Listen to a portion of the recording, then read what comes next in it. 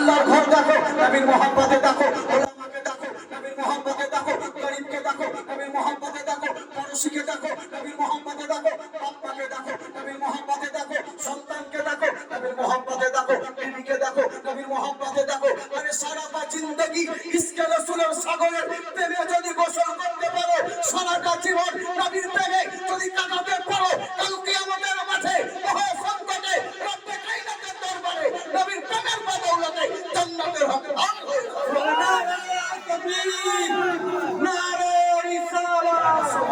হযরত আল্লামা মাওলানা হান্নান নদভী সাহেব জিন্দাবাদ। कौन देता है देने को मुंह चाहिए, कौन देता है देने को मुंह चाहिए, अरे देने वाला है सच्चा हमारा नबी।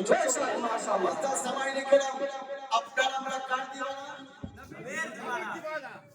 এবার আপনারা কতটা নবীর দিওয়ানা আমার সঙ্গে, এবার আপনাদেরকে দোহরি দিতে হবে। শুধু বলবেন আমরা সবাই নবীর দিওয়ানা, ইনশাআল্লাহ ভালো লাগবে। আস্তে আস্তে